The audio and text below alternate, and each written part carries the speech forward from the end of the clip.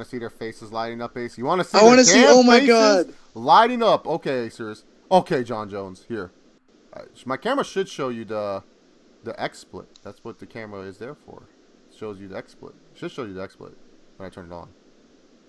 Oh my god, Ace has a goatee. What the fuck am I looking at? Oh boy. Hey. What's happening? Yeah, okay. I didn't realize my webcam was on.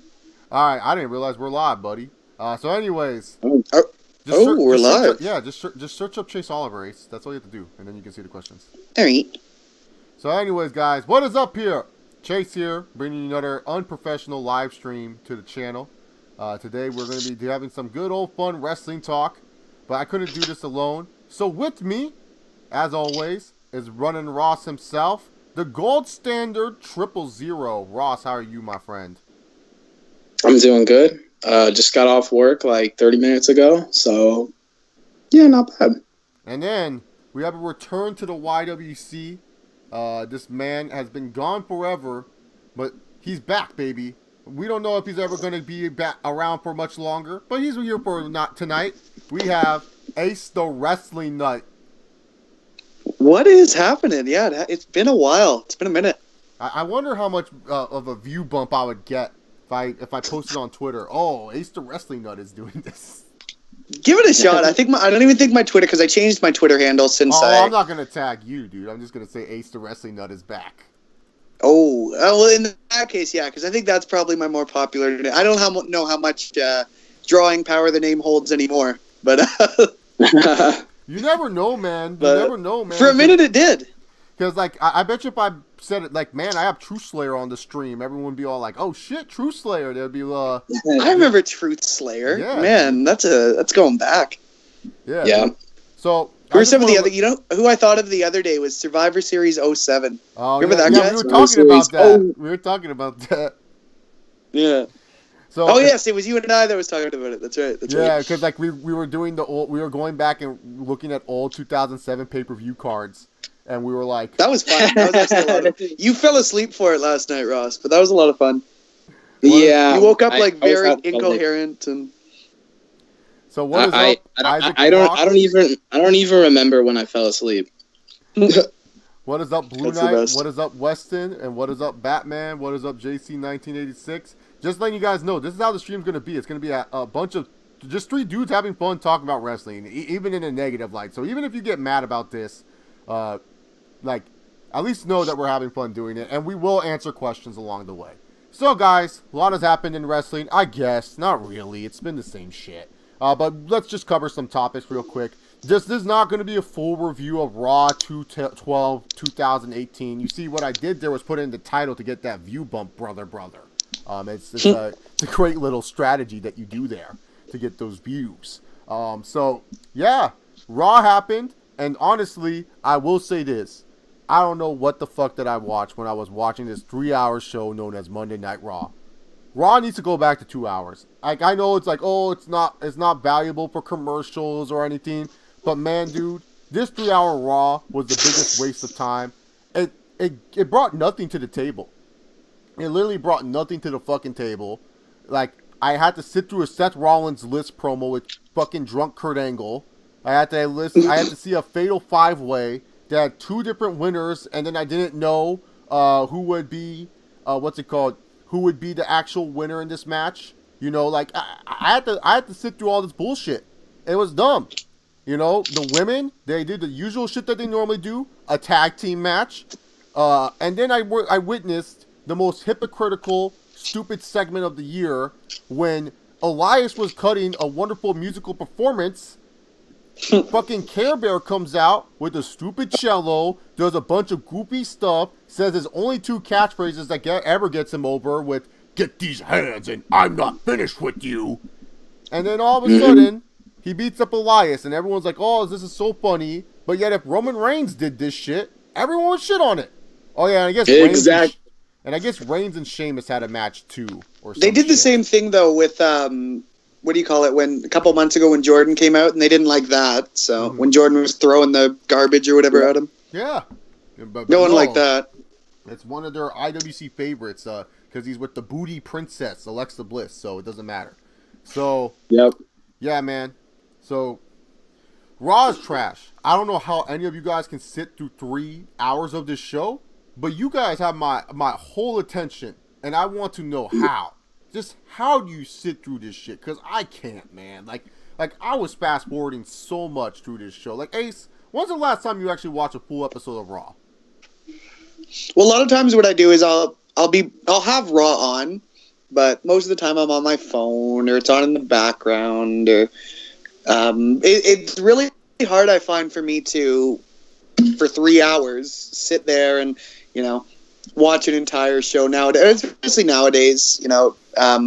And what's unfortunate is it is a lot easier to sit down and watch Smackdown, but right now there's nothing going on Smackdown. Oh, yeah. So if Raw was more condensed, I mean, the debate goes back forever about Raw being 3 hours, but there's nothing you're really going to do about it. But, you know, at least when something good happens, it's good. But you don't get a lot of good stuff anymore, I find. Yeah. But there's always something to kind of draw you in. There's always something that keeps you going. Yeah, and then also too, they have it where this big thing like Finn Balor and Seth Rollins, they both win, so then they're like, oh, who's in the chamber? And then 5 minutes later, I don't know who they just tell us on Twitter, oh yeah, both are going to be in the chamber.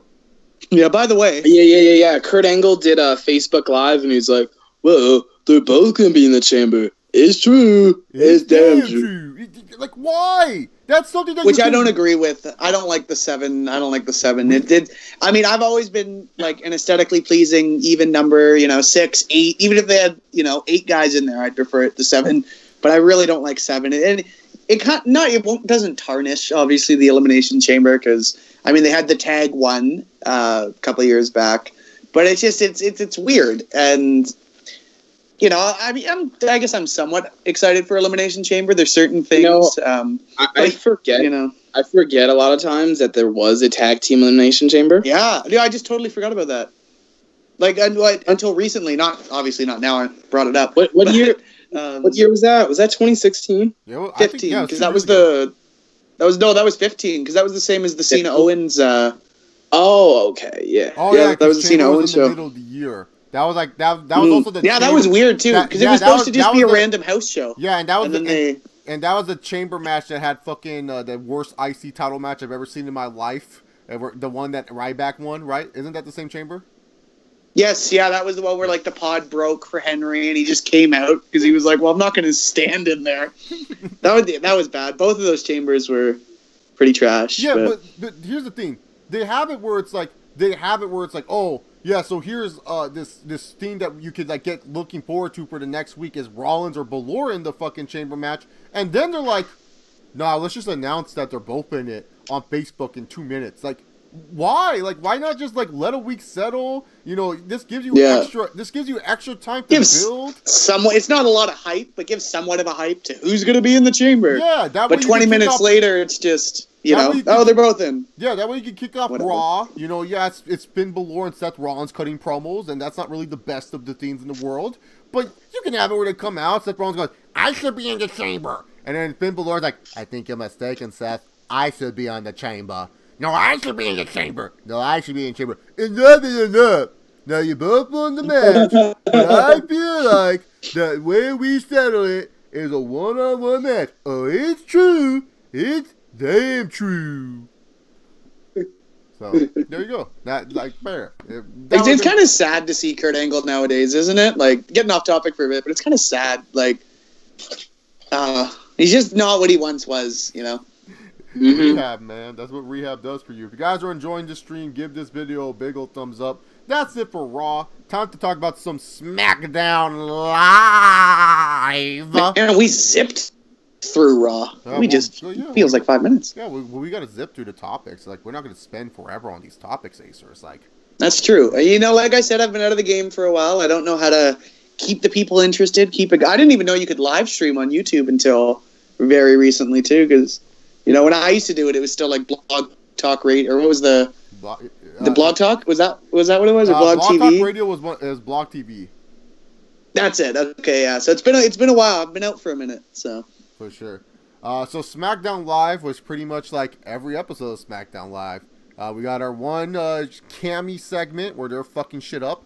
My boy Sami Zayn. We had the one Shane and Brian segment. You don't know what you're doing, Brian. I think you have a bias, Shane. Well, I think you're on. And then now Dolph Ziggler's a main focus. So shout out to Dolph Ziggler. Did you guys hear how much he signed for? Yeah, I didn't. I heard that he gets a lot of benefits with the I didn't hear what he's making now, though. Okay. All right. Now, because you say that, it's probably something ridiculous. For him, it is. $3 million. He's making $3 million.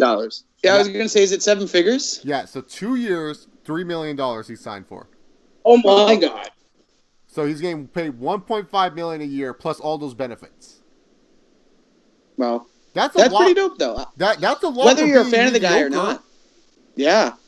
I guess you could say he's earned it. He's been there for what, like 10 years, 11? No, 05, 13 years. Yeah. So he's putting his time. You know. To me, man, that's a lot of money for someone who's not a top guy in any way. Yep.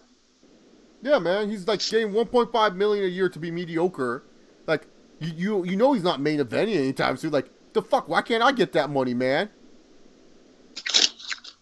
Yeah, he's getting paid. Isaac Barak, the person in the chat is Ace the Wrestling. He used to be a member of the good old Gurus of Greatness. He used to be the leader of the GOG.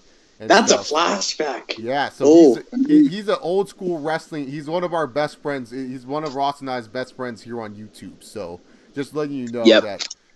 I just want to let you know, for anyone who doesn't know, Ace the Wrestling that used to do YouTube videos. He has a bunch of funny videos that you should still check out, such as Wrestling with the Company. We're plugging the old videos, too. Yeah, I love Wrestling with the Company. That's one of my favorite videos. Oh, yes, yeah. That's with my dad, right? Huh?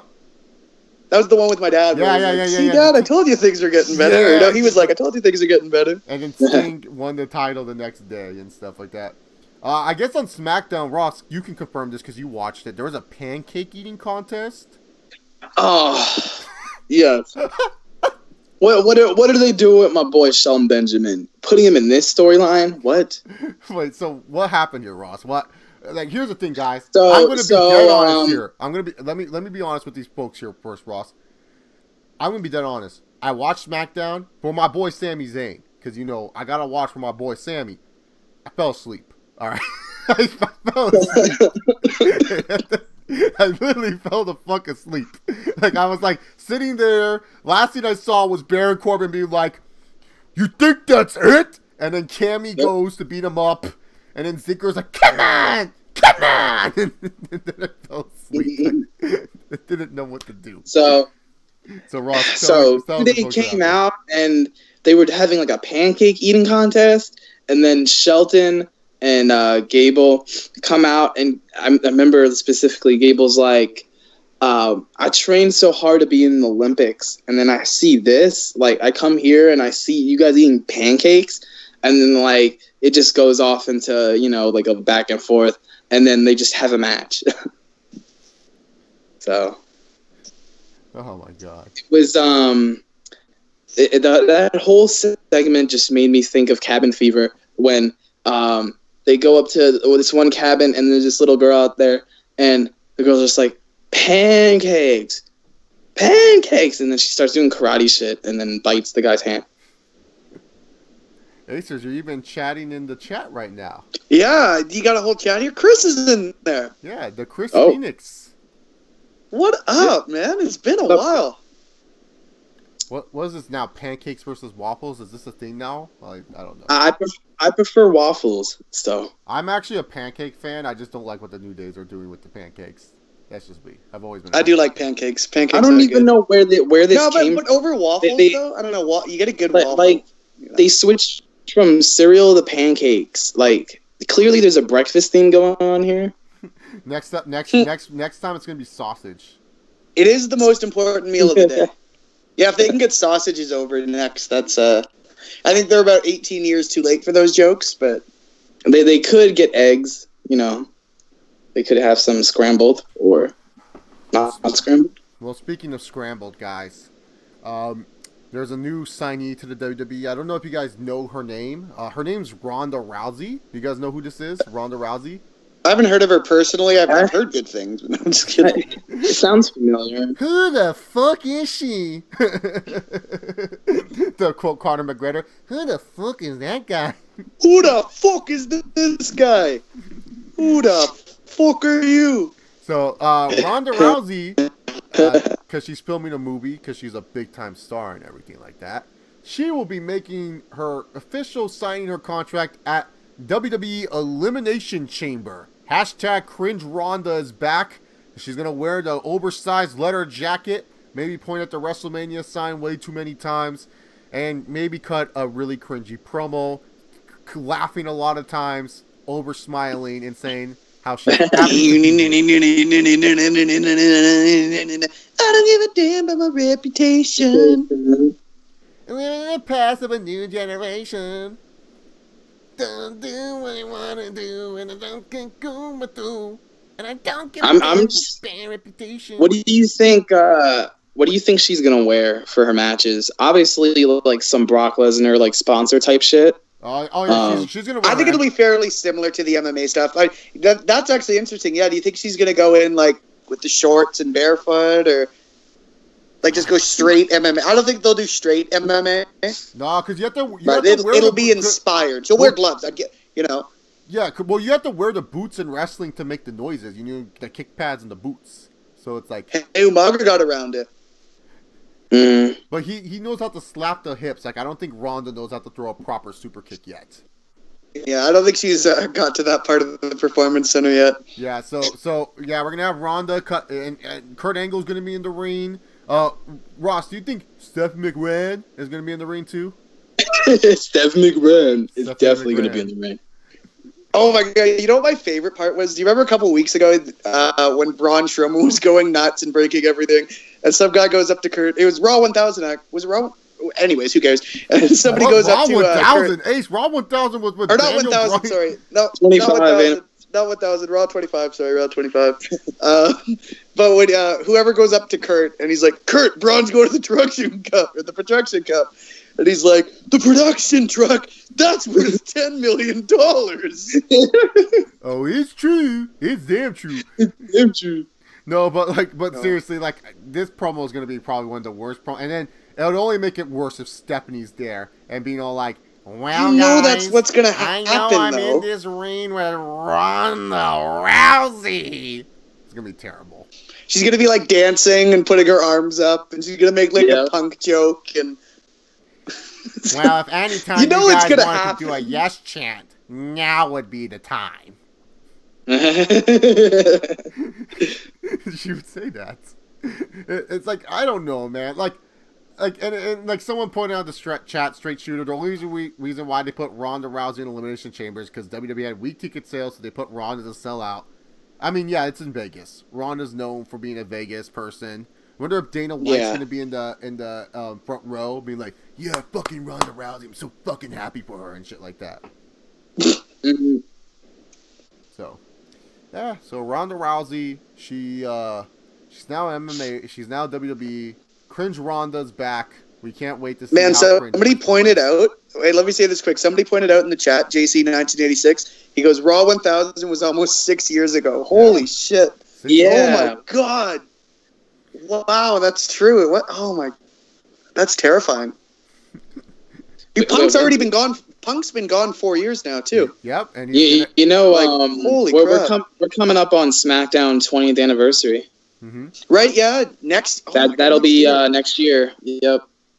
I still remember their 5-year anniversary, like back in 04. I remember their 10-year anniversary when The Rock made an appearance via satellite. Oh yes, yeah. That was like 08 or so. Yeah, 08, right? 09. Or was that 09? Then they had like the X for the longest time in their logo. Oh god, that was the worst, dude. I hate it. Well, if you rock like me, you don't rock like you always stand around. That was terrible. And then Triple H had a stranglehold on that show the whole time too. All right, so I don't know if you guys have been following. Not giving it up. This is my battleground, and I won't go down. Like, have you guys been following the mixed match challenge? Oh, that's what the theme because I've heard that. I was like, where's that song from? I didn't even think I watched the first. I paid attention to it. Like, I've kept up, but I haven't watched them live. It actually, at first I thought it was Facebook Live, but Facebook Watch is a different thing. And this is going to make me sound really stupid, but I couldn't figure out how to get onto it on Facebook. So it's not a Facebook Live. Like, if it was a Facebook Live, it'd be easy. You just, you go on and you're like, oh, okay, cool. But, like, I've Facebook Lived before. Like, it's easy. You click the button and you're good. But I couldn't get into Facebook Watch, and I got frustrated, and I was like, I don't need to see Shinsuke and Finn Balor and all, So I passed. It looks to me, though, like, from watching the highlights of it, it's very, like, it's not treated like a joke, but just, like, it's very, like, you can tell it's not real, if that makes any sense. Like Daniel Bryan's guest refereeing with his hair all, like, and where they were throwing pancakes at Corey Graves. You can just kind of tell that they're just doing it for fun. But yeah, so the whole premise of the mixed match challenge is that the winning team gets 100,000 for their fucking favorite charity. Good on you, WWE. 100,000. You make all this fucking money, and that's all you can give them. Good. Like, dude, you think the XFL is free? God, like, it reminds me of. Let's give over like $500,000 to Susan G. Komen's bum ass, and we can fucking give 100,000 to Miz and Asuka's favorite charity. Yeah, anytime there's like a tournament for money, I always think of like TNA when they would do those tournaments. Or I remember they did I think they did a whole pay-per-view based off the winner of this tournament gets like 100,000 or 10,000 or whatever the heck it was. It might have been a one night only, but that would have been the newer stuff. Because I stopped watching TNA around, I guess, 24, kind of after. When did like the Bully Ray Aces and 8 stuff kind of stop? 2020. Was that 14? 2013. 24, or maybe 2014. No, yeah. 2013. Right, 2013 so when I it never really was ended. around for 2013 was when it ended. Like, because once Styles kind of won the title, that's when it died. Yeah. Okay. I think that was I saw Styles, and then that was about it. Oh, that reminds me. Sorry, I'm going off topic again. But you remember Chase hold up, what was it, Kazarian and Daniels? Wait, what? Remember the Kazarian and Daniels stuff? Oh, yeah. That was like right near the end of the TNA that I stopped watching. The Bad Influence. Oh, what was that chick? What was that chick that had an affair with Styles? What the heck was her name? Oh, Claire Lynch. Claire Lynch, yeah. Yeah, so I was just gonna say to Degenerate Sharigon, that's why I'm making fun of the fact that they give 500,000 to Susan G. Komen, because it's a scam compared to like actual charities that are there. Like it's 100%. It's such a huge scam, and they make the only thing that bugs me, like whatever, it could be a scam, it doesn't matter. The only thing that bugs me is the fact that every Hell in a Cell now has to have a pink rope. Like, it kills the whole gimmick for me. It does. These guys want to like murder each other in a Hell in a Cell, and then there's a pink rope sponsoring breast cancer. Like, great cause, or if it's a scam, not a great cause, but in theory it's a great cause. But that just ruins the whole. Well, the thing is, they do give money. But it's not the money that you think they're giving. So, like, when WWE says we raise this amount of money, all that money doesn't go to fucking actual cancer research. It goes to something else. Nope. A lot of it goes right to the CEO. Yep. Yeah, and then it would be up to them to... Yeah, so I don't know. So, the Mixed Match Challenge, so it's pretty funny, guys. It's not doing well in the viewers and everything like that. And I heard it's been dropping every week. Yeah, and it's funny, too, because... One of the episode 3. Guess who episode 3 featured? And that's the lowest rated show. That's the lowest rated show with 69,000 views. Ooh. Which one was that? Well, episode 3 featured Booty Princess Alexa Bliss, the Care Bear taking on Sami Zayn and Becky Lynch. Yo! Female Finn Balor. So that was the lowest rated show. The following week's show got a little bit more than that, 10,000 more views, but still 10,000 more views, and that featured Mandy Rose and Goldust taking on Jimmy Uso and Naomi. All these people trying to tell me, like, Alexa Bliss, Care Bear, they're draws. Yet these motherfuckers got beaten out by Mandy Rose Goldust and fucking Jimmy Uso and Naomi. Hey, Naomi's a amazing. So, Literally, Care Bear. Booty Princess, like, loses to fucking Mandy Rose. Hashtag Mandy Wrestling, man. I like Mandy Rose. She's okay. I like the other one. What's it? Not Sarah Logan's the Smack. Sonya Deville. I like her too. Sonya Deville? Yeah, it's too bad about the whole Paige thing. With your hair up, they kind of got screwed over with the whole Paige thing, but it's going to be cool. An showcase for them, but I'm doubtful. Ace, your microphone was kind of sketching in and out there, so I just wanted to let you know. Let me see if I can fix her. Like, I want to say maybe by like after Mania, they'll probably start to split up those women's factions. Oh yeah, no, they have to, man. Like, they can't be keeping these teams. Like, why is the Riot Squad still a thing? Like, why? They literally do the same thing every week. It's like, oi, oi, oi, they come out. They really need to send down Sarah Logan. Oh my God, Sarah Logan is no, she's not ready. No, she's trash. Liv Morgan. I mean, she's cute, but you know, Ruby Riott, I think, out of all of them, is definitely ready. No, she's okay. She knows what the fuck she's doing. In the way she carries herself. Yeah. So. All right. So okay. So Booty Princess is Alexa Bliss. I'm not calling her Booty Goddess because that's stupid as fuck. I'm not calling her Booty Goddess just because y'all. She's not Booty Goddess. No, she's Booty Princess. I make fun of it because all these people, every time I see Alexa Bliss posts on Twitter or something, it's always Booty. So I call her Booty Princess. Deal with it. Everyone always says I love her. Her booty's nothing. Like Nikki Bella is better. Oh yeah, no, Nikki Bella has a better booty, man. Mm-hmm. That's a booty goddess right there. Mickie James has a better booty than Booty Princess. Regress, or what's the word? Bringing back the women's revolution. What? What were you saying there, right? Yeah, you're bringing the women's revolution. You're 10 years. Oh yeah. God. Oh yeah, 100%, dude. 100%. So yeah, the mixed match challenge. I feel like one of the reasons why it's failing is because WWE over promoted it too much, and it's like they forced it down your throats, and they were like, "Oh yeah, you should check out you should what's it called? Check out mixed match challenge." And then like afterwards, they were happy with like 100,000 views, and then they were like, "Oh, let's not promote this anymore." Mm-hmm. Mm-hmm. It was like they just gave up on promotion. Now all they do are the little. Yeah, they almost wanted to coast off it, you know. They do like the little cheesy promos, like in between commercial breaks or whatever. Yeah, and then also too, they're like, "Oh yeah, you should watch these on YouTube." Like, no, I'm not gonna go out of my way to watch this shit. Like, I don't care. I really don't care if they're doing funny. They put it on the network like a week or two later.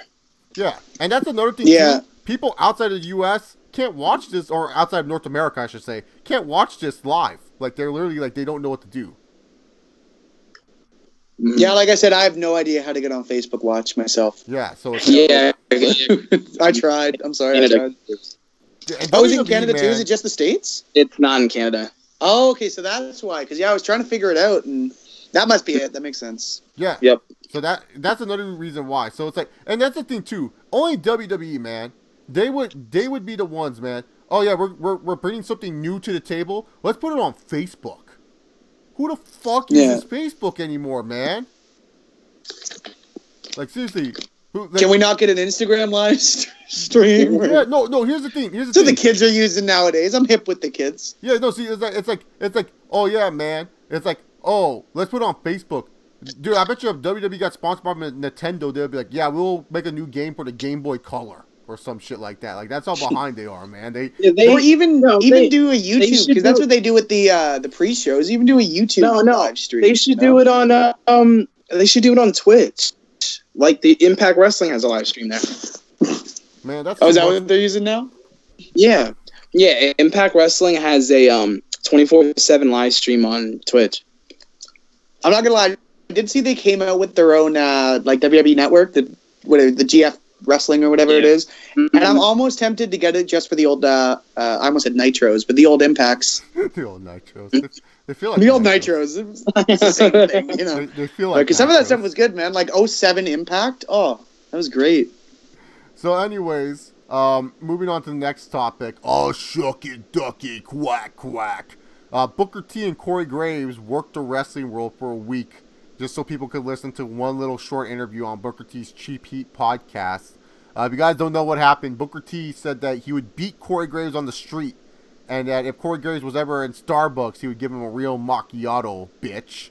And this led I was so excited for that, man. Oh, I was played. I was tomfooleried. Yeah, and then, I was so into that. I was like, fuck yeah. And then this led to Corey Graves acting like he was some hot shit, you know, telling Coach, watch out, Coach, otherwise you're going to get on afternoon radio and stuff like that. And then Booker T said the day before his podcast, was like, listen, I'm going to clear the air about the Corey Graves situation. Corey Graves, you're more than welcome to call in. And so then Corey Graves is like, you have my number, Buck. You have my number. And then, like, all of a sudden, they do this theme, and Booker T and Corey Graves are laughing. And then Corey Graves is like, yeah, I didn't know what was going on. I don't know why I make Corey Graves sound like my CM Punk, but he's like a rip-off CM Punk. Fuck him. And, but seriously, man, what losers. There's nothing. I just didn't get the point for it. Like, it's whatever. Like, why not keep it going for, well, who cares? It was a dumb little thing they just did for fun or kicks or whatever. But why not? Because now at least you could, you know, if you went 2 or 3 months with it, at least Corey would have some heat, I guess, and be like, oh, he's the reason Booker T lost his job. And then, but just for a week, like, I don't get whatever, though. They're having fun, so who cares? They're doing their thing. Just let them be. This is something that I would do. Like, what's it called? This is something that I would do. The old YWC feuds. Yeah, this is like a YWC feud. What's up, Dynasty 215? I've been live for about 32 minutes, so not too long, actually. But yeah, man, this is like something a YWC thing would do, like Ross and I would do just to get views or some bullshit, man. Yeah. Like, it's like if Ross is ever in California, he better watch his back. He better watch his back, man. He better not go to any Starbucks there because I'll give him a real cafe real quick. You hear me? Oh, shucky ducky, whack, whack. Well, whatever. They're just two guys having fun. No, but it's annoying in the sense of like it's dumb. But if they're having fun, who gives a shit? You know, it's stupid because like now every time when we listen to a podcast, everyone's like, "Oh, it's just a work. Doesn't matter what they say. It's just a work." Yeah. The only thing that does bug me is there's the counterculture of fans that have to go, "Oh, I knew it was a work," and it's like. You're not smarter because I thought it was legit because I felt Booker T is someone that doesn't like play works or anything like that. No, because there was times he looked like he wanted to beat Corey Graves' ass, man. Oh yeah, and it sounded like too. Like what was the TLC with Kurt Angle? Like you could tell they kind of didn't like each other, or at least they played it off well then. Because like Corey Graves was cheerleading Kurt Angle, and Booker T's like, man, he just don't got it no more. They just don't got it no more. Well, I mean, to be fair... Corey. Of course you want him to win. Well, I mean, to be fair, Booker T should have beef with Kurt Angle. I mean, Kurt Angle did go after Sharmell in 2005. Yeah, let's not forget. True. No. Yeah. I mean, and the time doesn't heal all wounds. Like, I'm surprised with all the sexual allegations coming out nowadays that that's not focused on in a more light. I mean, Kurt Angle still has his job as Raw GM. Exactly. I mean, Ben Roethlisberger is still the quarterback for the Pittsburgh Steelers. That's true. And he got out of all the shit, dude, NFL players were getting. Ben Roethlisberger was like not even touched by the media. They're like, "Oh, will he retire or not?" Why don't we talk about that? This guy actually raped someone. Fucking asshole. Yeah. But anyways, man. Moving on forward, is 205 Live saved? Yeah, that's right, guys, because the game Triple H is now booking 205 Live, and this leads to Smarks automatically because they like NXT. Think 205 Live is now saved. Here's the thing. No, it's not. It's the same fucking shit. There's just more in-ring time. Like, seriously. Triple H, yeah. He knows... It's going to be He knows how to do wrestling matches. Yeah. He knows how to book wrestling matches. Oh, yeah. But when it comes to characters... For every one Johnny Gargano he makes, there's always 5 just Roderick Strongs. And what can Roderick Strong do, Ross? He can wrestle. Exactly. He sure can. Oh, he can. I mean, seriously. We have them hyping up Buddy fucking Murphy. I'm sorry, I'm still laughing about the Roderick Strong thing. Yeah, that's what he can do. Oh, Jesus. Yeah. Like, okay, so like, the other day we were like, I forget how we brought it up, but I brought up Eddie Edwards. No, I brought up Eddie Edwards because I said he might be coming, and then Ross goes, why would I want Eddie Edwards? He's just like Roderick Strong. Oh, hi, I can wrestle. Yep.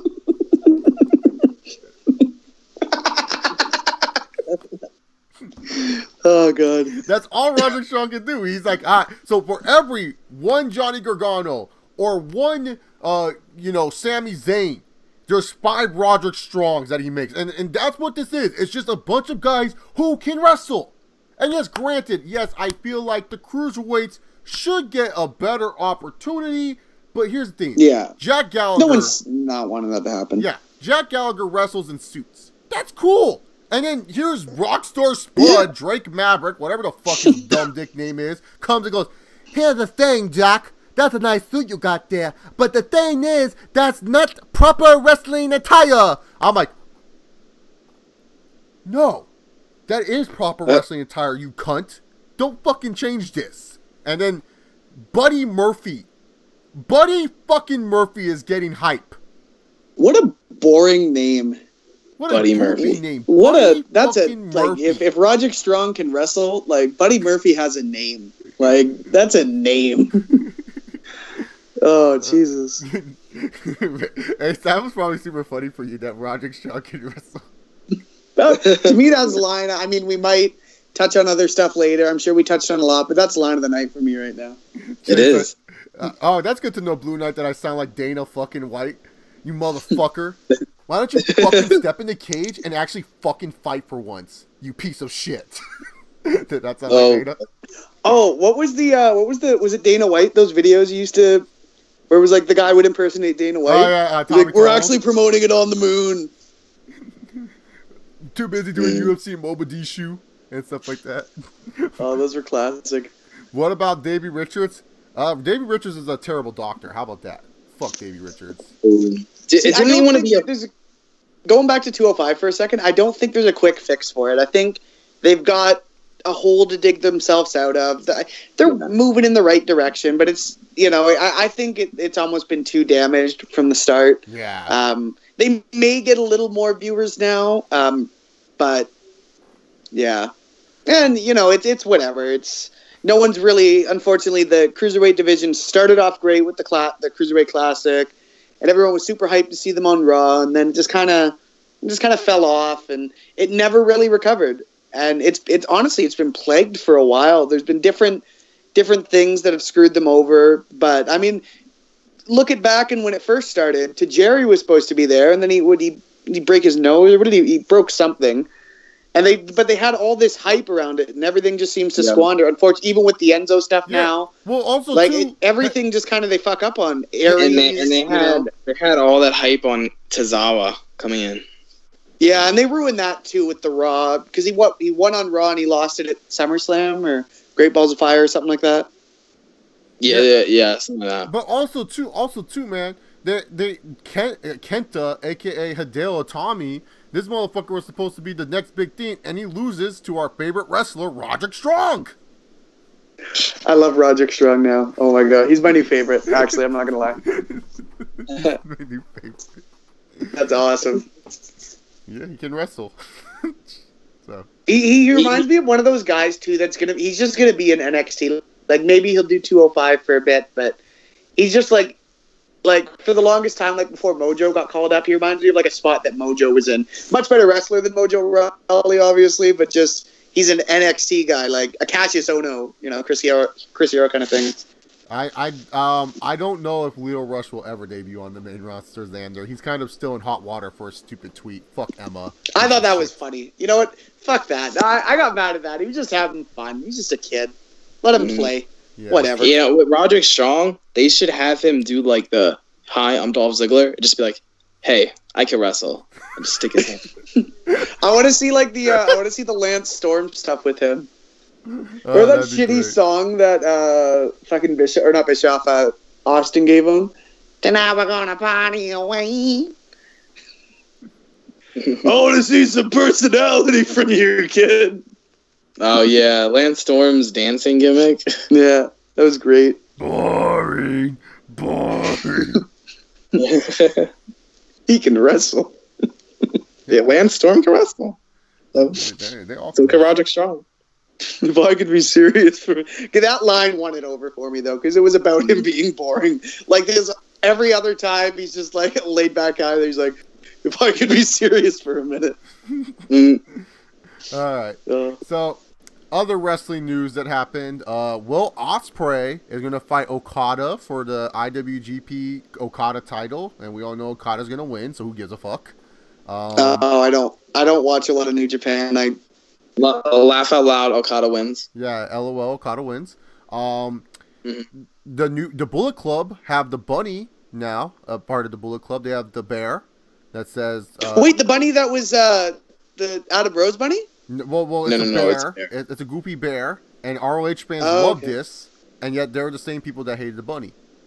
The same guy that played the bunny? Nice. Isn't the bear called Buried the Bear? Yeah, Buried the Bear, yeah. Yep. Oh, you know what really bugs me too? And like I get the whole like movement of, you know, smarter fans or whatever it is, but I hate the only Japanese show I've ever watched was the Jericho one because I wanted to see Jericho. And that announce team just ruined it for me. Like it doesn't sound cool when they try to use insider terms. Who was the one guy?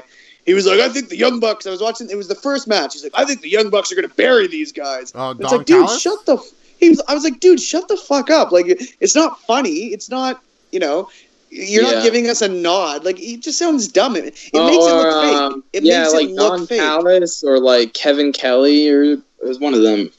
Yeah, and it's just dumb. Like, I mean, maybe, I don't know, because I don't watch it. So maybe that's what the fans like, and more power to them. But to me, it makes it look so trash. Like, they're one step away from just saying, oh, by the way, we're fake. Like, the stuff that's happening right now, it's not real. You know? Remember when Matt Stryker would use those terms, and then the 2011 Rumble when Booker T came out, he's like, I'm marking out, bro.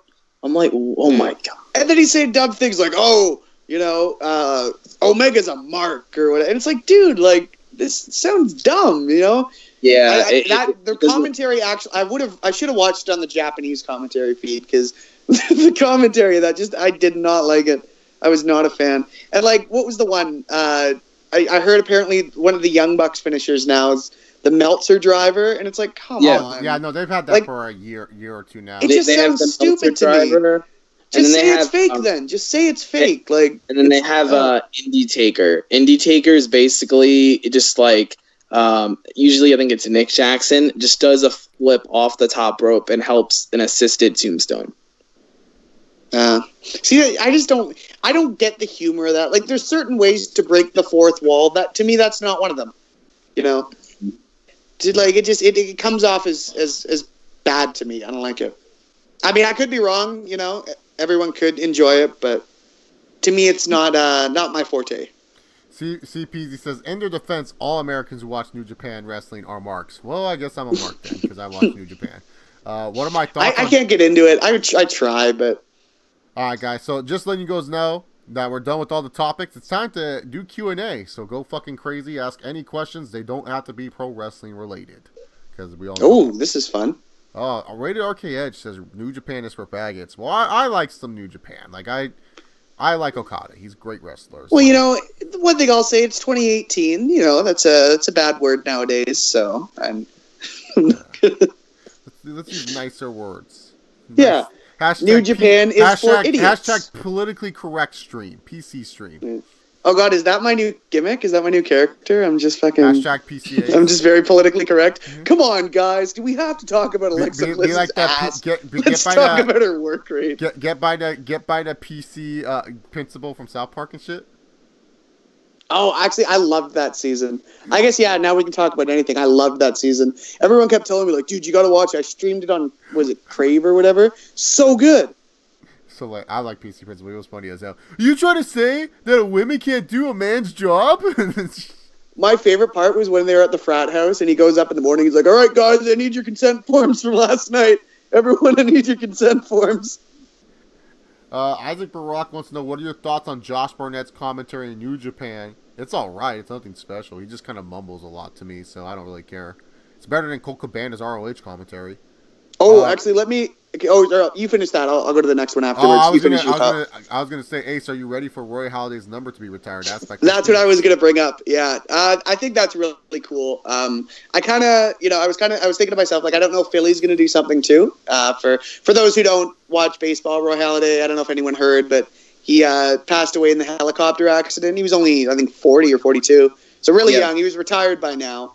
But yeah, that was really sad. He was a Blue Jay, forever, and then he went to Philly for a couple of years. But it was really sad. That he never got one of those rings because the Phillies were good back then. They had a shot. Well, he went the year after. He went the year after they lost to the Yankees, right? 2010 was his first season. Yeah, that's what I'm saying. So, but Phillies were still like a good team. Like, it's like they had a chance to win at least a few rings with, like, one more ring with him, Yeah. Well, that rotation, too, because they had Cliff Lee. Who was the other third guy? Pitcher? They had a really... Yeah. Cole Hamels. Cole Hamels, that was it, yeah. But, yeah, I'm really excited about that. They're wearing the crest all year, too, the Blue Jays. And that's really cool. I hope Philly does something. I'm sure they'll do something in their own right. But if I'm not mistaken, I think the only other number retired for the Blue Jays is 11 or 12 for Alomar. But I think too, once Halladay goes in, because he'll go into the Hall of Fame, and I'm sure, unfortunately, with him passing, it'll speed things up. He'll be now the second Blue Jay to be in the Hall of Fame, because they had mentioned it to him before, like after he retired, just before he passed. They said, if you were to ever go in the Hall of Fame, who would you go with? And he did say the Blue Jays, so I'm thinking that, and I'm thinking, like I said, with him passing away, it'll sort of speed things up for him. Yeah, so will they take away Kurt's balls and make him induct Jarrett? Why would they make Kurt Angle induct Jeff Jarrett? Like, if anything, D'Lo Brown should induct Jeff Jarrett if Jarrett makes the Hall of Fame, which I think 102. Do they actually think that that's even going to happen, though? Because there's a lot of bad blood still. Well, he entered WWE rehab, so... Oh, really? Oh, right, yeah. So actually, I did see one really funny tweet, and it was just after he got out, and it said only Jeff Jarrett. Of course, Jeff Jarrett gets out of rehab and wins a title on his first night using a ref pump. So I guess he was in some indie company and he won a championship. Oh, but it was like only, of course, Jeff Jarrett gets out of rehab, and in his first match, he wins the world title with a ref pump. Oh, Jeff. Will Liv Morgan ever have an original look? First a Carmella clone, then a Bliss clone. It's not her fault that she looks cute and blonde. I don't know. I guess not. She's fucked. I don't know what to say to that. Do you guys have anything to say or no for that one? No. I think to me she kind of. At least when she wears, like, the hats and stuff, it reminds me a lot of, like, a Carmella. And she's from Jersey or something, too, right? So I don't know if they'll go more so with that for a shtick, but I don't mind her. Like, I think one of the plagues of all that hat, like, bringing up so many women at the same time, especially when the leader of the fucking group is, a goth-looking chick, and then she's got a blonde and a brunette. Like, to me, it was, like, too much too soon. And, you're ingesting, like, right now, there's 6 women, right, or 5 women besides Paige, and it'll take some feeling out. But, I mean, you got to remember, too, right now, she's a background player, and she's only been there for 4 months. So who's to say, after the draft or the shakeup or whatever, even if she goes to Raw or stays on Smackdown, whatever, if she gets on her own, who's to say they don't give her something, right? But I wasn't too familiar with her NXT stuff, though. So I don't know exactly what they did with her down there. Ace, you're not the only one. No one was familiar with Liv Morgan's NXT stuff. Yeah. Like, a lot of the guys, like, I keep up with NXT. I watch the takeovers, but, like, I'm not big on, like, it's hard to, a third night of wrestling, like, especially back to back to back. So it's hard to watch all three, man. And so the Impact, or not the Impact, sorry, the NXT shows kind of fall to the wayside for me. But I always watch, like, the takeovers and stuff, but I never really saw her name, so didn't know too much about her. Yeah, you're not the only one. Ross, any thoughts on Liv Morgan or no? Liv Morgan, she's cute. All right. She's cute. What's your favorite Batman movie? Batman: The Dark Knight? That would probably be I guess Dark one. Knight's really the only choice. Or the Dark Knight's the best one. Or if you're going with the animated ones, Batman Under the Red Hood, or Batman and the Phantasm Knight, or even Batman Beyond: The Return of the Joker. Those are some good ones. I was never a big Batman guy, but he was fun. Yeah. Blue Knight. Since Ronda Rousey will get a standing ovation at Elimination Chamber due to the fact it's in Las Vegas, I don't know if that's true, but maybe. How do you think she'll do in the Smart Mark crowds? I think she'll do fine, actually. Yeah, me too.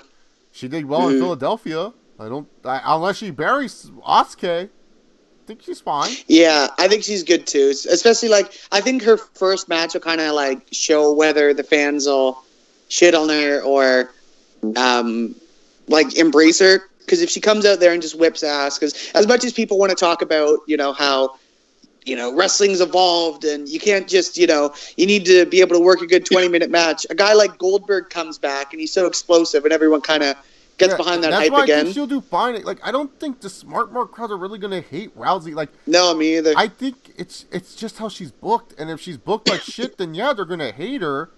But it's like, I don't think Smart Mark crowds are going to hate her. She did fine in Philadelphia. Like, it's more like, can she make friends with the other fucking wrestlers? They're the ones that seem to hate her more than the fans.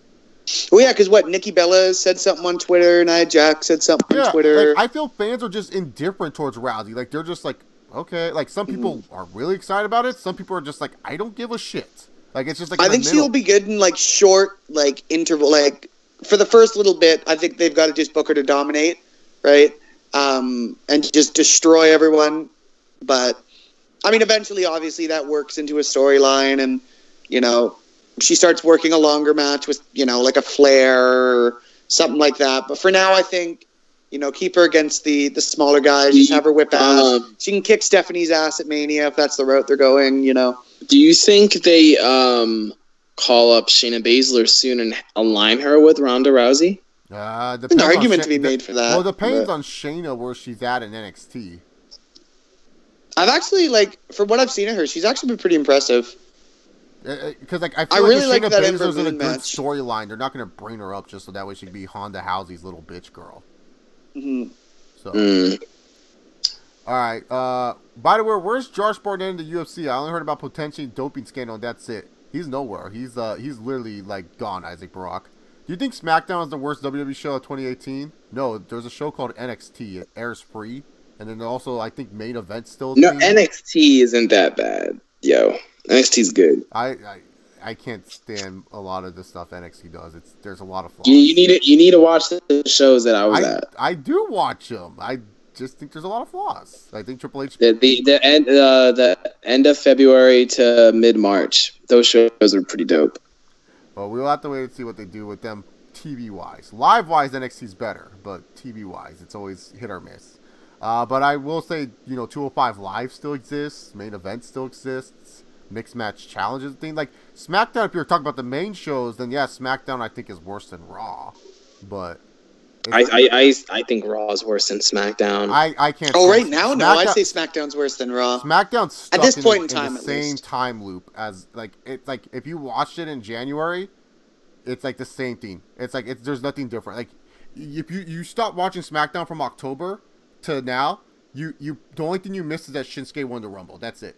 Nothing else. The only thing that I think Raw has the edge with, obviously they have a deeper roster, but on Raw they do a better job with the women than SmackDown. They just do like 6 women tags. Yeah, it's been the same shit with the Riot Squad in Charlotte. It's literally like Ruby Riot will cut a boring promo. Charlotte will be like, to beat a woman, you gotta beat the woman. Woo! And it's like, oh god. And then Naomi will be like, feel the glow. Yeah, feel the glow and stuff like that. So yeah, no, I think honestly, out of the main shows, Xander, yeah, SmackDown's worse. But there's way worse WWE shows. I mean, there's also WWE 24, WWE Ride Along. I mean, there's a lot of shitty shit. You don't like 24? I don't mind 24. I mean, they did one on Finn Balor Ace. That's kind of terrible. I mean, Goldberg was great. You know, I like the backs. I think their best one was probably still either the Bryan one or the first, what was it, WrestleMania 30? Yeah. Down on my thoughts on my boy Drunk Jarrett getting inducted to the WWE Hall of Fame. It's not official, so I'm not going to give thoughts. CPZ. But wait, is that actually a thing? Like, is that going around right now? The rumor. It's like the best rumor. Really? Yeah. I hadn't heard that one. I can't see that, honestly. There's just too much bad blood. I mean, if Warrior can, but like, I don't look at Jarrett in the same echelons, obviously, as a guy like Warrior. Dude, like, so Jarrett, okay, here's the thing about Jarrett. He was a solid mid-card wrestler, but his run outside of WWE, it was kind of like made him bigger than what he should have never been. Like, never, like, you know, it's like all that Russo WCW booking and the TNA booking, and what did I miss, Straight Shooter? What did I hear? What did I hear? What? Like, I'm trying to say, Straight Shooter, did you hear? Did I hear what? I missed the thought, man. I missed it. I missed the whole thing. Yeah, sorry guys that we're taking a while, but there's 3 people answering questions, so of course it's gonna take a little bit. But yeah, so Fox will air the NFL draft. Oh yuck! Why Fox? Well, they're still the NFL network, so there we go. But yeah, so yeah, Jarrett, whatever. Hey Chase, New Japan Pro Wrestling or 90s AJ All Japan Pro Wrestling? Oh, 90s All Japan all the fucking way, dude. That's real neat Piro. All these Japanese fans that watch New Japan now, they need to watch some old All Japan shit. Get on that level. I don't know. They need to watch what was LV recommended to me and I watched it. What the heck was that show? The women's show. It's like the best women's show of all time. It had like Horkiro, I forget their names, but it was like, I get the feeling now with the newer, or sorry, I'll let you finish, Ross. My bad. It had like Manami Toyota and Aja Kong and Hokuto and I forget their names, but it had like so many good like women's wrestling matches. Like, that's a great show. Stardom, maybe it was called, or something like that. I think it's probably Stardom. I get the feeling now especially like with so many people nowadays watching New Japan. I could be wrong, but I get the impression that it really didn't start until a lot of the Americans started going over, like in the last, 6 or so years. The thing that got people into New Japan was Wrestle Kingdom 9, because that was the first one that they actually had translated English dialogue for.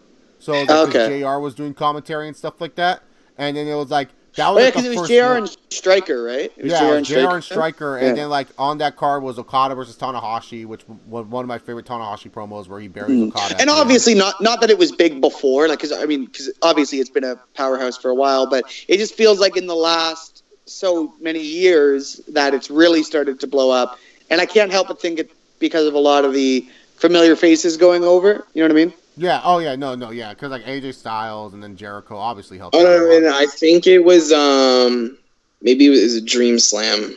I just looked up Wikipedia. I think that's called Dream Slam. Dream Slam. Yeah. Check that show out. It was like I think Dream Slam 2. It has some really good women's matches. So. Okay. I don't know who Dynasty is talking about. Carter isn't retired. Vince Carter is still playing basketball, if that's what you're wondering. Why am I getting dislikes? I think he meant troll account. I noticed that. I think he meant Joe Carter, because when I was saying earlier that Alomar and Halliday's numbers are retired, I think he was asking if Joe Carter's number is retired, but I'm not sure. I'll look that up actuch if Joe Carter's number was retired. Carter, as far as I knew, it was just Alomar's, but. Which trolls did I piss off, man? Because I'm getting all these dislikes now. Speaking of the draft, if you're the Eagles, who do you send out to mock the Dallas fans? Just bring out Nick Foles. I don't see what's wrong with that. That's funny as hell. Thoughts on Gumby? Big cast now. He's still Gumby. He's still a little goof. He's gonna come back soon. Good for him. How ironic. Absolution and Right Squad have both a blonde and a brunette.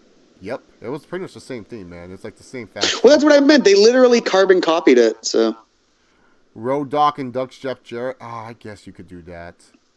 Are we guys excited for All-Star Weekend? Not really, to be honest. I could care less about They're doing another All-Star Weekend? No, NBA.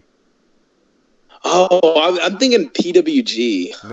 No, like Kadeem Simon, you have to make it clear. You can't just say All-Star Weekend in a chat. Honestly, that was the first thing I thought of because I had wrestling on my mind. I'm like, PWG? Yeah, you have to say NBA All-Star Weekend. Obviously, I know what you're talking about, but like, you know. There you go. For those Blue Jay fans, it's just Alomar and Jackie Robinson, of course. Okay. So it is just Alomar. I didn't think Carter was retired. Internet fans will complain about Ronda. Why can't any of these indie vanilla men just be given something a Mortal Kombat-like character since all they do are flips and kicks? I don't know, Lord of Darkness. That actually would make sense. But at the same time, I just think it's just too much for them to actually do something that makes sense. So, and by the way, thank you for someone that's disliking, because you're just helping this video get more attention, because more interactions is actually pretty good, to be honest, like that. So, thank you. You're actually doing a good. I think it's one of Largest 85's troll accounts or something, Ross, because he probably found because like he does this a lot. Largest 85. If you guys remember him, he used to make like 5 million accounts and ask the same Q&A fucking questions. Fucking loser. Like I kind of remember that name. I sort of remember that name. Yeah, he's very racist too. He like doesn't like black people. It's really disgusting. Oh yeah, I retweeted something earlier today that said Kevin Durant, like it was an old tweet, and Kevin Durant was like, "I would drink Scarlett Johansson's bathwater," and I retweeted it, and then he was like, "What is up with like mixed races wanting to marry?" Like he didn't understand it, and he got so much. Well, first off, you get the best of both worlds with all genes. I mean, that's just science. But it's crazy to think, like, I mean, I don't want to turn this into a, why can't we all just love each other kind of thing, but it's crazy to think that there's still people like that out there, especially now, because I kind of look at more like, my mom always talks about her generation was fighting for, equality with, like, races. Our generation's more so with, like, same-sex. So it's weird to think that there's still people out there that, are like, it has to be, a white couple, or, blacks stay with blacks. And I mean, whatever. It is what it is. But yeah, it's obviously a troll account. I love when it happens, though, because I at least get one of these troll accounts, and then it helps my video out, so I get more views anyway. So y'all helping me at the end of the day, so thank you. I prefer likes just because it looks nicer, but at the same time, YouTube now doesn't have that terrible red disgusting bar, so it's fine. It's all normal. But anyways, thoughts on the waffles versus pancakes skit between Gable and Benjamin and New Day? We kind of made fun of that. Ross kind of hyped this up or whatever. It's stupid. Why are we arguing about breakfast foods? Why can't we just have fucking normal foods nowadays? Who had a better debut, Tito or Ronda Rousey? Oh, Ronda Rousey. Fuck Tito Ortiz's TNA debut. No, Tito Ortiz had the better one. Come on. That was pretty funny. No, arms folded, everybody in shock. I'll never get over Mr. Anderson's like reaction. He's like, "Oh my god!" Like he couldn't believe it.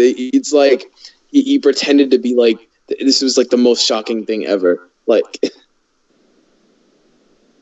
do I think Okada should drop the belt soon? To who? That's the question, Degenerate Shargun. Who the fuck does Okada drop the belt to? He should drop it to Shibata. Shut the fuck up. I know Shibata can't wrestle anymore, but he should drop it to him.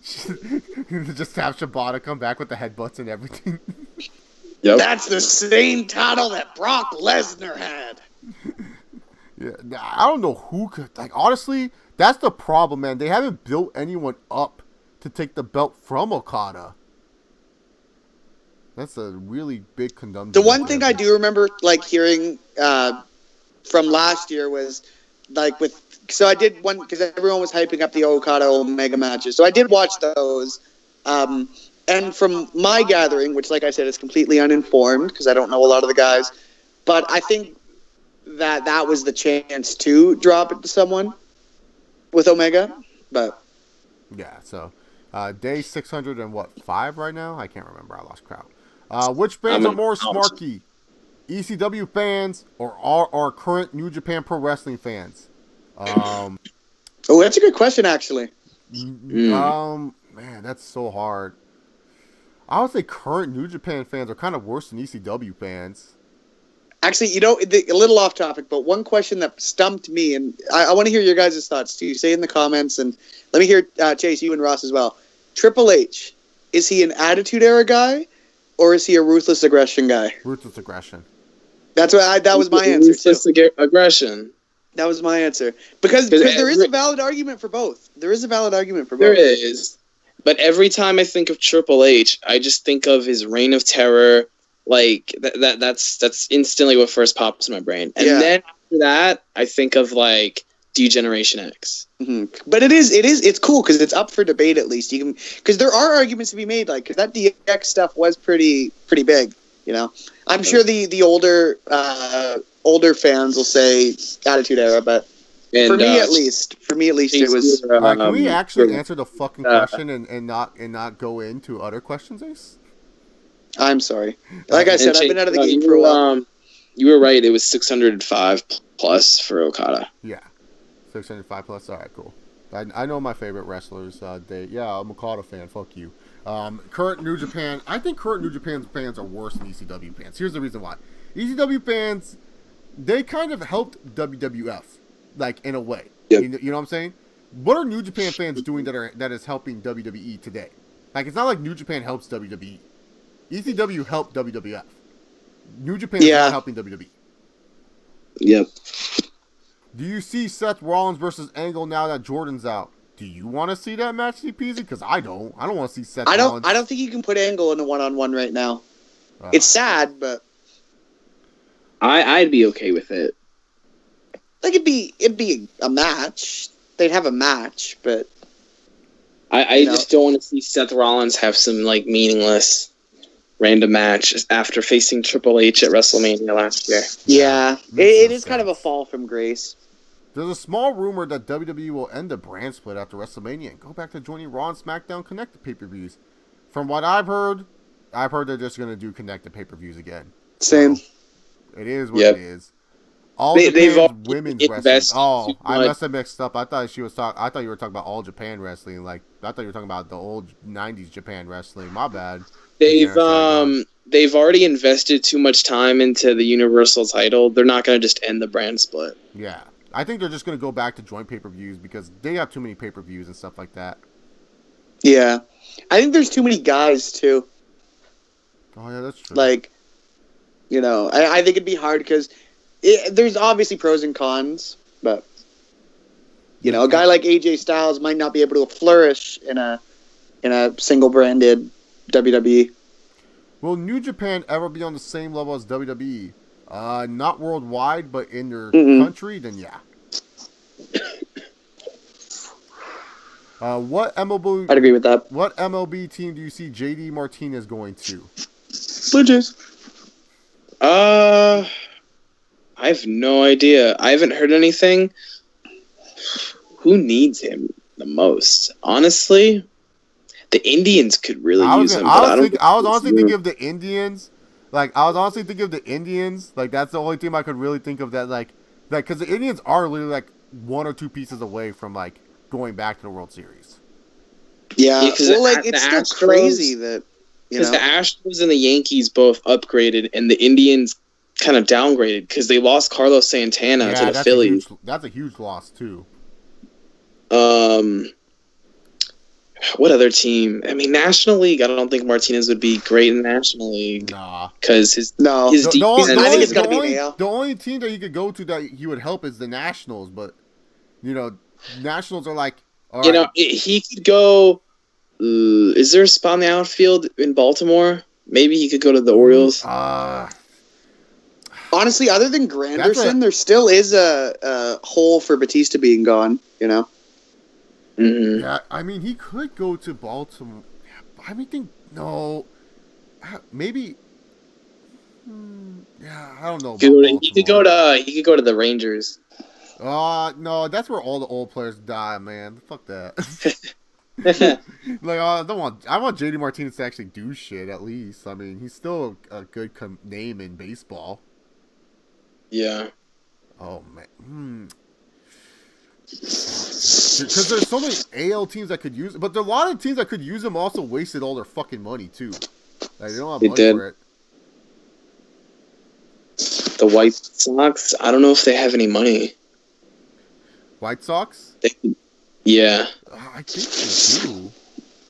I think they have some money. The Royals could use him because they lost Lorenzo Cain. Everyone? And they might lose Moustakas or Hosmer because they're both free agents. So everyone? Yeah. No, I think the Indians would be the best bet, man, because they're just 1 or 2 pieces away. World Series. There you go. Being that serious, too. When do you see WWE doing the deletion match? I don't fucking know, man. At this point, hopefully soon. Maybe WrestleMania will be the deletion match, CPZ. Thoughts on James Ellsworth challenging Magnus for the NWA World Title? Hey, we talked about that the other day. Yeah, dude. Good for him. Good for Nick Aldis. He's defending his title against James fucking Ellsworth. Drunk Jarrett should beat Okada? What the... No, get that. Come on, CPZ. What were you going to say there, Acers? Oh, fuck. I lost my train of thought. What was it? Not the Jarrett thing. What were we just talking about before that? Ellsworth? Oh, yeah. Good for James Ellsworth. You know, like, I mean, he took, you know, he did what he could. He made a big name for, well, not big name, but he made a name for himself.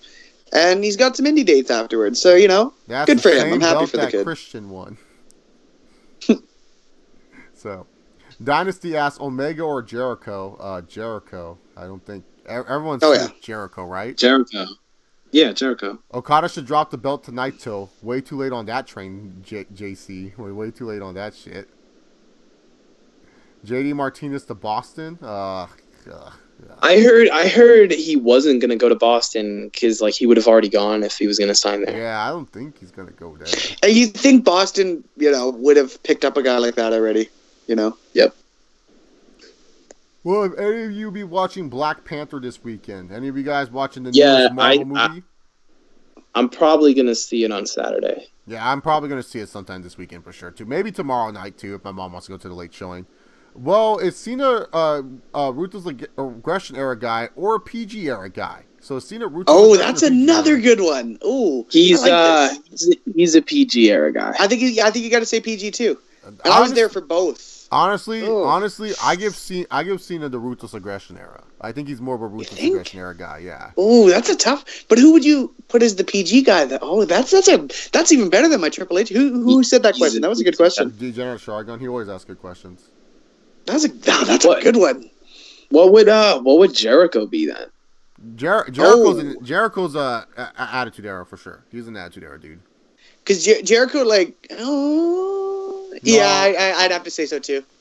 Because see, the thing about Triple H, the thing about Jericho was that yes, he's had many good feuds throughout all different eras, but the attitude era is like what you remember the most from him. Triple H, like he missed a lot of the good portion of attitude era where he could have been a megastar during that time with that injury, and it was kind of like 2003, 2004 was like the redemption run for Triple H. While the thing is with Cena, Ruthless Aggression really made Cena. Cena was the star in the Ruthless Aggression era. In the PG era, he necessarily wasn't really the biggest star. Like, you know, he was like he was the guy, but there's so many different dudes in the PG era, man. And then I have one more. Where would you put Edge? Oh, Edge is Edge is Ruthless Aggression, easy. Ruthless Aggression. I'd put Edge PG, I think. No, he's Ruthless Aggression. Edge is Ruthless Aggression. Because to me, Edge didn't really get his footing until his SmackDown days.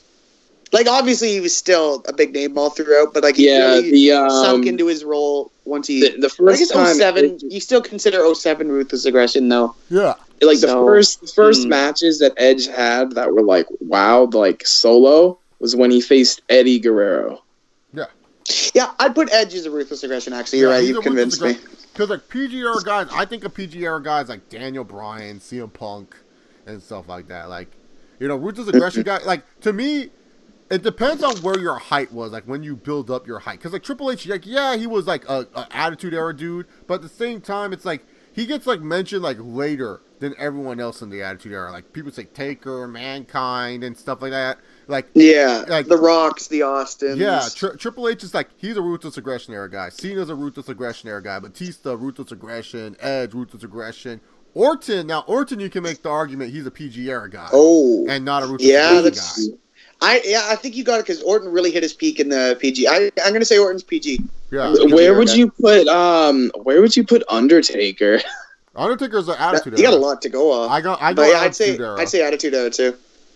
Attitude Era. Yeah. Two different gimmicks in the Attitude Era. Yeah, he didn't win a bunch of world titles, but at the same time, a lot of people remember a lot of his shtick in the Attitude Era more than a lot of his stuff when he was like facing Hogan and John Gonzalez and King Kong Bundy and stuff and the fake Undertaker. No one really remembers those feuds. And then, especially also too in the Ruthless Aggression era, he only really feuded with Lesnar.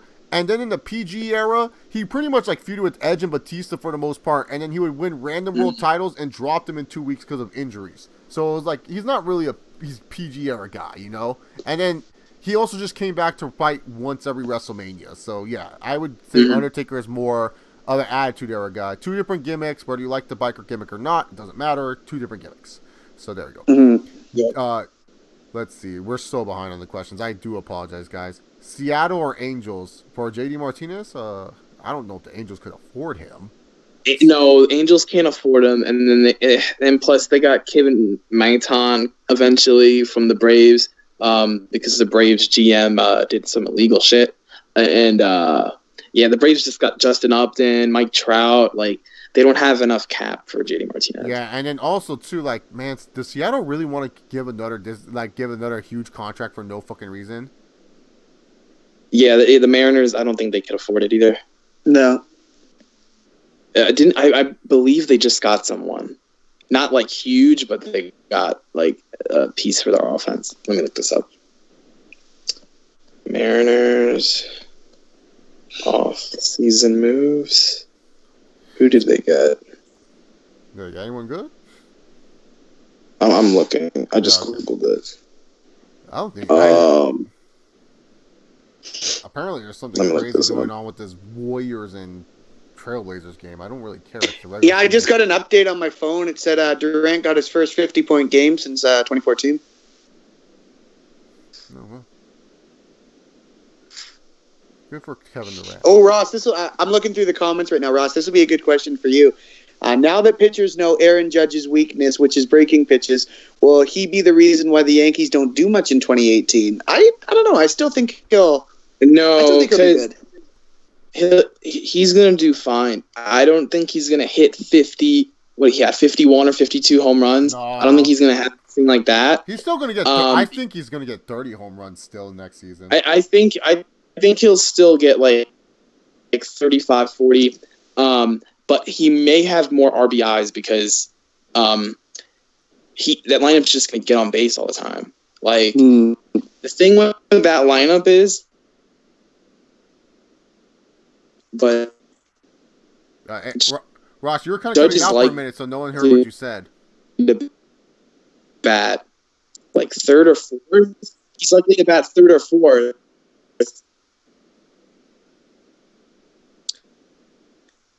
What?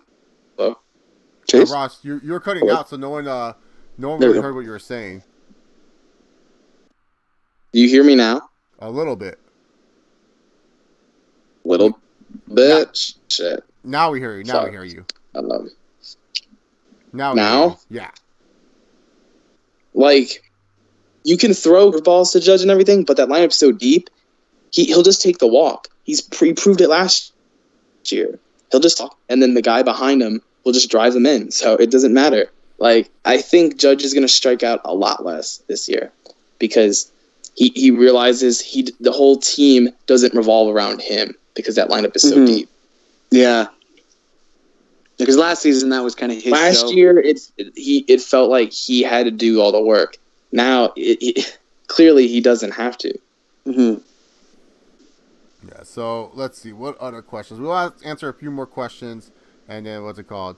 And then we'll end the stream here. Let's see. What's other questions? Oh, yeah. Why is it that Triple H curses people ever since working with them to get injured or they just do nothing on card? Bryan, Reigns, Rollins. I don't know if I say Seth Rollins is a poisonous touch. You work with Rollins and then something fucked up happens to you. So I don't know about Triple H. So yeah. Yeah, I mean, you could even throw Sting in the argument for there, but then once again, his last match was with Rollins. Yeah, no, you make Rollins work with someone, he hurts them, or they suffer some weird injury, or get the mumps. I don't know. Rollins is kind of a curse, man. So, which WrestleMania from 30 to 33 do you enjoy watching the most? For me, it's 31. I enjoy watching 31 the most. I liked 32. There's something nice about 31. Wait, okay, so I figured out who the Mariners got. They got Ryan Healy from the Athletics, and they got D. Gordon from the Marlins. D. Gordon, wow! What did they trade for him? Wow. D. Gordon's gonna play center field. Yeah, but what did they trade for him? What did they trade? I think it was just prospects mostly. What are the Marlins doing? They don't care. The Marlins are just trying to be like the Cubs or the Astros and build all these prospects. Here's the difference, though. Here's the thing.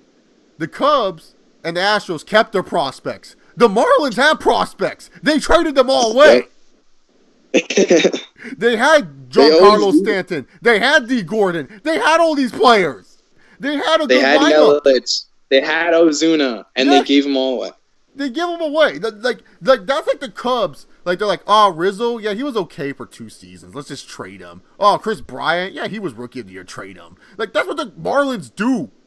They did the exact same thing after the 2003 World Series. Oh, yeah. They gave away Josh Beckett. Yeah. They gave away Miguel Cabrera shortly after. That's when Beckett went to Boston, right? Yeah. They gave away Derek. They gave away Derek Lee to the Cubs a little while after. Yeah. They gave away Mike Lowell. Yeah, they were like, oh yeah, we won the World Series. Fuck it. Seriously, how do you let D. Gordon? I'm not saying D. Gordon's one of the greatest players, but he's one of your top players. You let him go for just a bunch of prospects that you don't know if you're going to keep in the future. I bet if Jose Fernandez was still alive, they would have traded him too. Oh yeah, 100%. That was sad. He would have been traded 100%, 100%, and he was a young stud that made a dumb mistake with the boat. Yep. All right, Ross, what WrestleMania do you enjoy watching though? Like a guilty pleasure? No, from 30 to 33. Which one did you enjoy watching the most? 30 to 33? Yeah, which one? Because Ace and I both said 31. 30. 30? For sure. 30. Is the Bunny a future Hall of Famer? I guess Hunico will make the Hall of Fame one day, so yeah, sure, why not? Is Brock Lesnar ruthless aggression or PG era or reality era? I don't count reality era as a theme, Degenerate Shotgun. I just put it under PG era. To me, it goes PG era and then the new era, quote unquote. But I say Brock is still ruthless aggression, in my personal opinion. Even new era or PG era Brock, it's kind of eh. Hot take. If Road Dogg didn't know AJ Styles from TNA, he would never be booked how he is. Here's a hotter take. If AJ Styles wasn't Republican, he wouldn't be booked the way that he is. Boom. How about that? What's HBK? Oh, HBK's... That's interesting. Is he new generation or ruthless aggression? I say...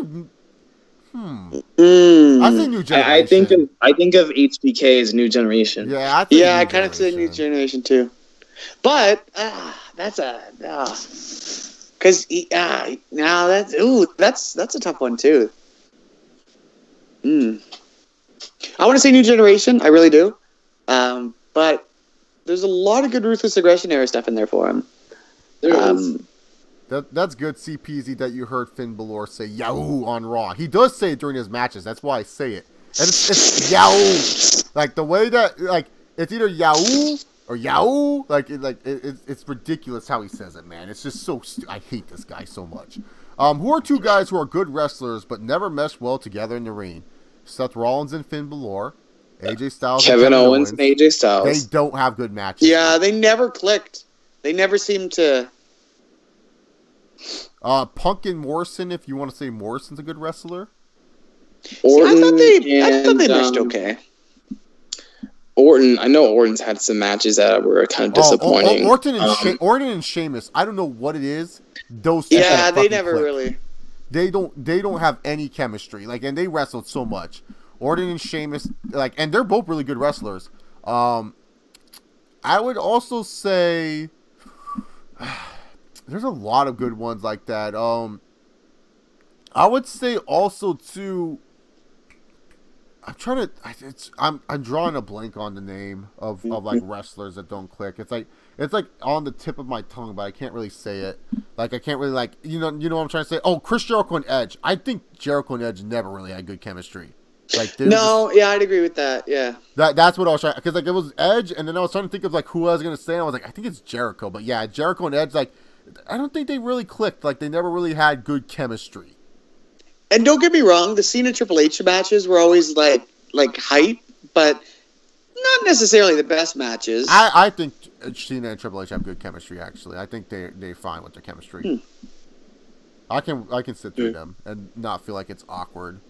Oh yeah, I guess I could sit through them, but like I don't know. There's always something, like I loved the Cena Michaels matches, but there's always something missing to me with the Triple H matches. I also think Punk and Del Rio, they don't really click all that well. No, they never did. Yeah.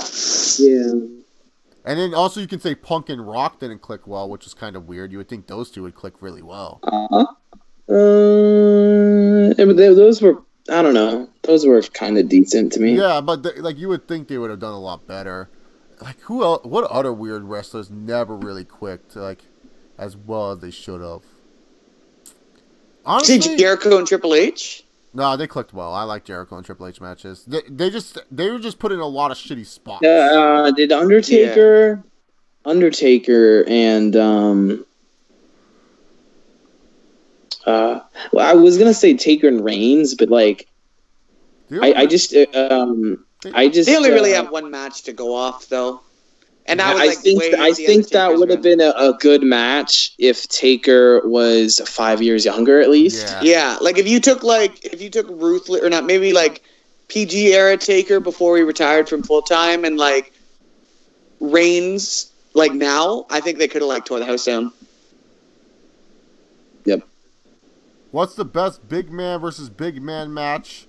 Not including Taker or Hogan. Sheamus and Big Show at Hell in a Cell. Ross, you were there for that one.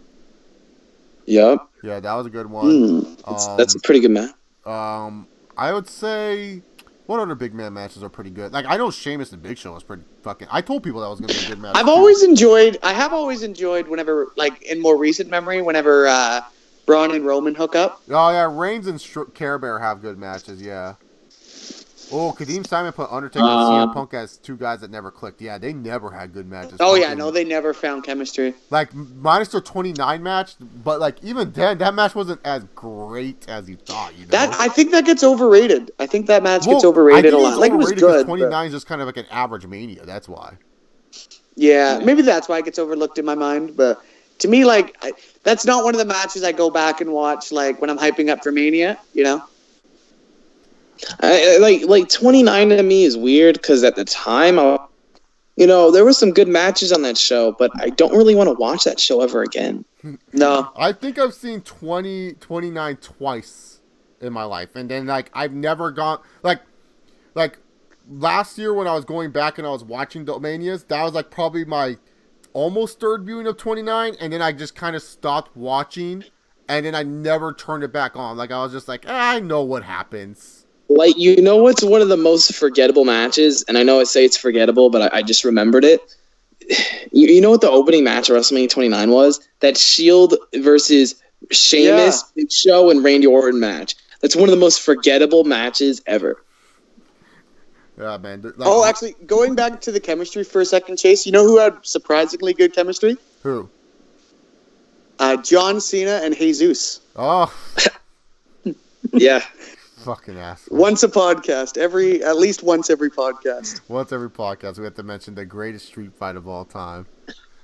That was a great street fight. Don't kid yourself. Actually, Chris, I think Edge and Batista had good chemistry, to be honest. Triple H and Goldberg, I think they did. I think Edge and Batista did good together. Those whole three, like, to me, whenever it was Edge, Batista, and Taker, singles matches, triple threats, you could mix any of them up. They always did good. Batista and Undertaker had really good chemistry. You know, honestly, this might be the hottest one I would say.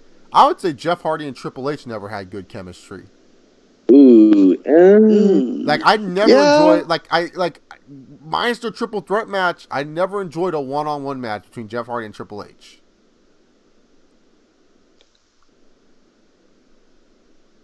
Because I did really. You remember we were talking about last? I think it was just last night. We were talking about the Triple H Jeff Hardy #1 contendership at Armageddon. 07? I thought that was okay, but yeah, I never really got into their title stuff. You know, like, you're just up here. I'm just up here, Jeff. And you gotta reach that brass ring, but you never can. What's a big time match that you saw that wrestlers worked hard, but no one gave a shit? Oh, that's sad. There's a lot of those, man. What's a good example of that? Big time match. They both worked their ass off, but just no one cared. I'm kind of drawing a blank. Can't really think right now. I would say probably, like, no offense, like some of AJ Styles' earlier work in WWE, no one gave a shit.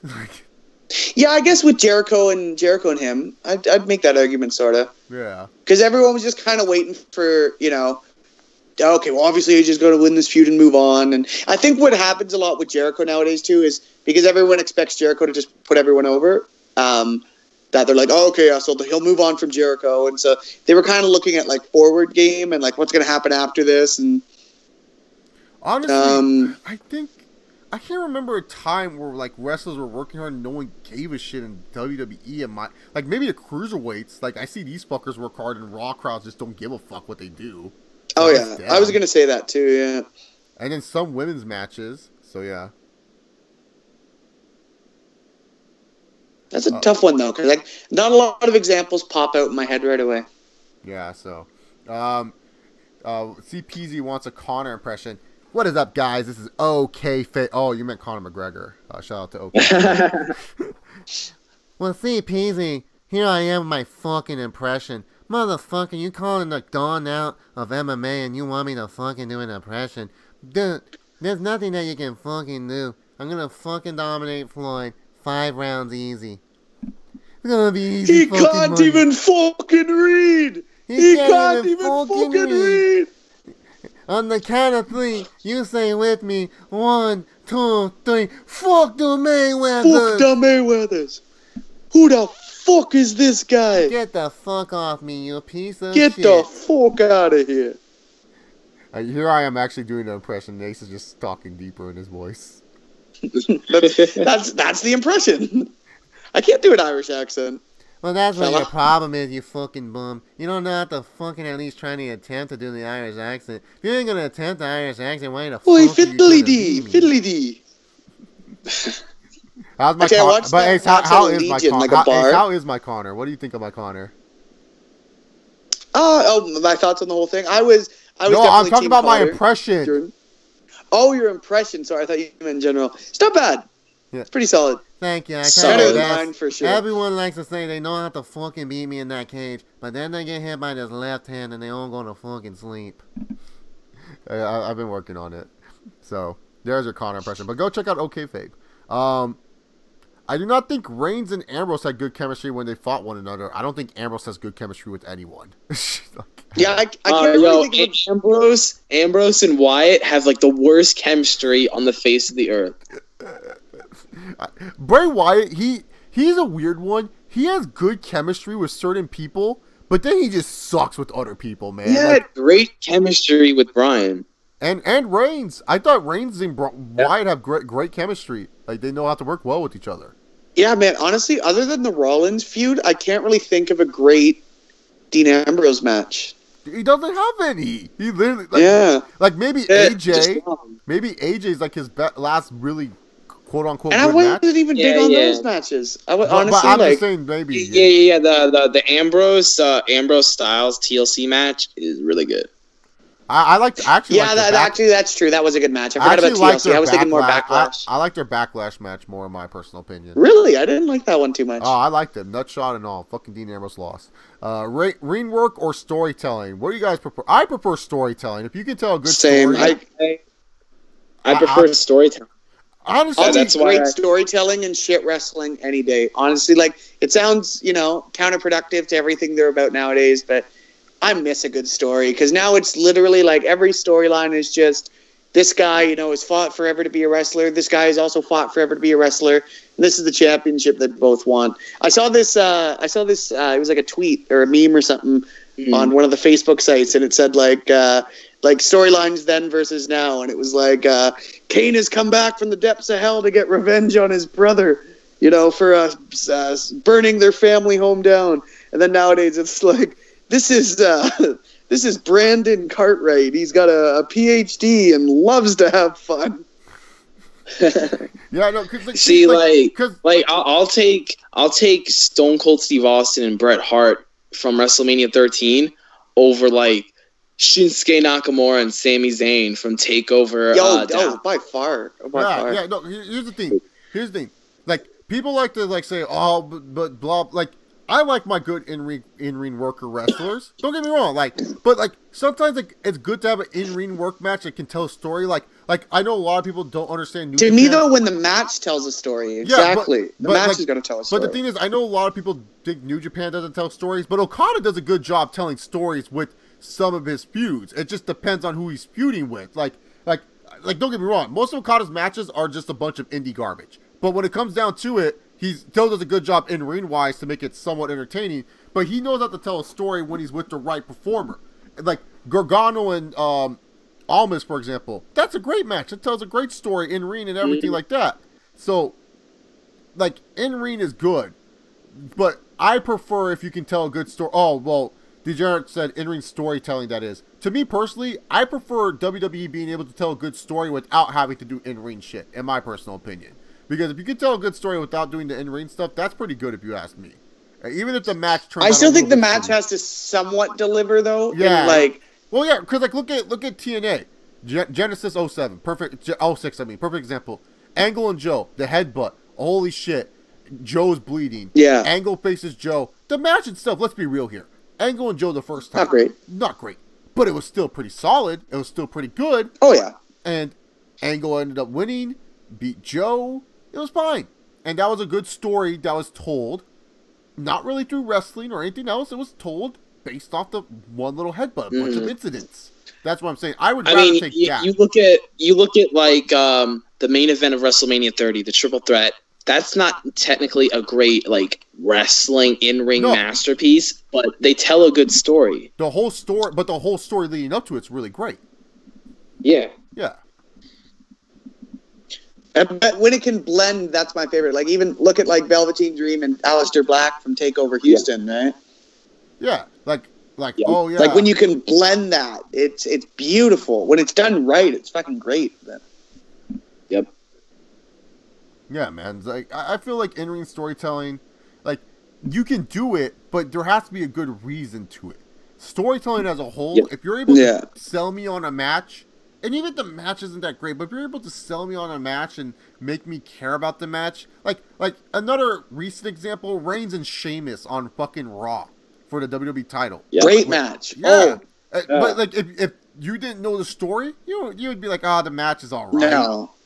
Yeah. But the story was what got you into the match. It wasn't a great match. You wouldn't say that's Reigns' best match or Sheamus' best match. No. But you would say it was probably one of their more exciting matches. I mean, they were able to get Philadelphia, the place that booed Reigns earlier in the fucking year for winning the Rumble, to get him cheered. So it was like a come full circle moment. So yeah. Oh yeah. Did you think Undertaker versus Jeff Hardy in a ladder match at Raw 02 told a good story? Oh, absolutely. That match made Jeff Hardy. I don't think anybody's in disagreement with that. And that's another example of a simple match can make or break someone. all it took was a guy like fucking Undertaker stepping in with this kid, because Hardy was a kid at the time, and it legitimized him, you know? Yeah. It made Matt Hardy feel like I'm not Matt Hardy, Jeff Hardy feel like a big deal and stuff. All right, guys, I feel like that's it for the questions. Yeah, like CP said, Hogan and Steen bound for glory 2011 is another good example of storytelling. Does Hogan have what's left in the tank, brother, to beat the Rebel Sting and everything like that? Remember how many times we watched him throw Gunner out of the ring? Yeah, I was about to say fuck Gunner. So, anyways, thank you all very much for tuning in. Minus the troll bots that we got with the 27 dislikes. It is what it is, because that's 37 impressions, as YouTube likes to call them, via their database. That helps me out. But if you guys did like this video, give a big old thumbs up. Follow me on Twitter at ChaseOliver68. Ross, what do you have to plug? All right. So, my YouTube and Twitter are both the same. Gold Standard 000. And if you care about my Instagram, I plug this every time. It doesn't seem like people care, but I'll plug it anyways. Pinstripes _90. Sports cards. A lot of my wrestling stuff, when I go to wrestling shows, it gets posted there, and that's usually it. It's just wrestling and sports cards on there. So, well, Degenerate Shargon, you have until Ace plugs his shit, so you better get your question in before Ace is done. Ace, what do you have to plug? I was gonna say you should follow Ross's Instagram, because I love seeing the collector cards and like pieces of balls and rings. It's cool.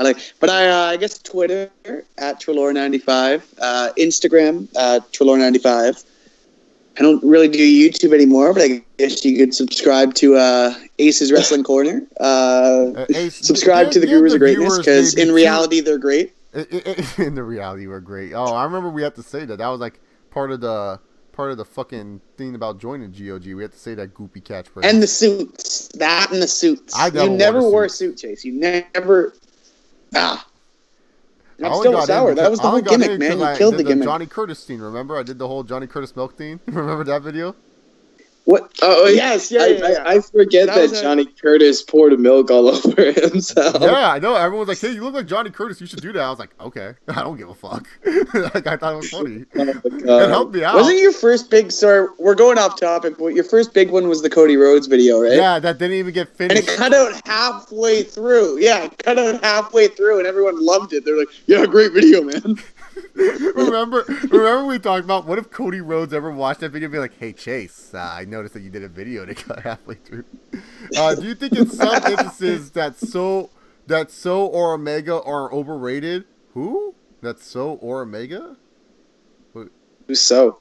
I don't know. Like, I think Omega's a solid wrestler. I don't think he's overrated. Like, I think Omega's a bit overrated. Like, to me, like, when it comes Omega's another one of those guys that's like, hey, I can wrestle. Where's the character? I don't see the character. Omega's not a hey, I can wrestle guy. Omega's more of like, I can do 4 moves type of guy that people care about, and that's it.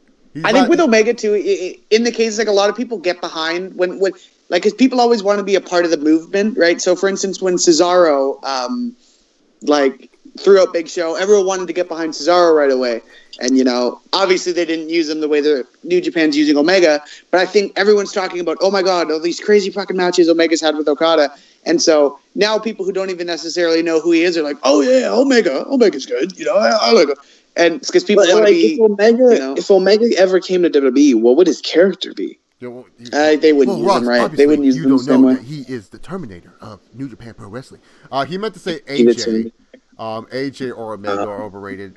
AJ. Oh, AJ. I don't think AJ's overrated at all. I think AJ just has like this huge bandwagon that never saw his TNA shit. No, you can't really say that about. What were you guys gonna say? Because I was gonna say I think AJ's just overrated. I don't think AJ's overrated, but I think there's a lot of bandwagon fans that don't know his TNA shit worth the damn, and then like they just like to think he's great. Yeah. Like I think AJ's great, but I don't think like every match he has is like perfect. Like I've gone on here and said, like, it's not. Yeah. Yeah. Mm-hmm. Yeah, so anyways, thank you all very much for tuning in. You guys can follow me on Twitter at ChaseOliver68, YouTube.com/ChaseOliver. Hit that subscribe button. Remember, guys, just like Brock Lesnar, sometimes you don't have to give a shit in life. Pop your fucking collars and say, yo! Have yourself a great night, everybody. #CringeRonda.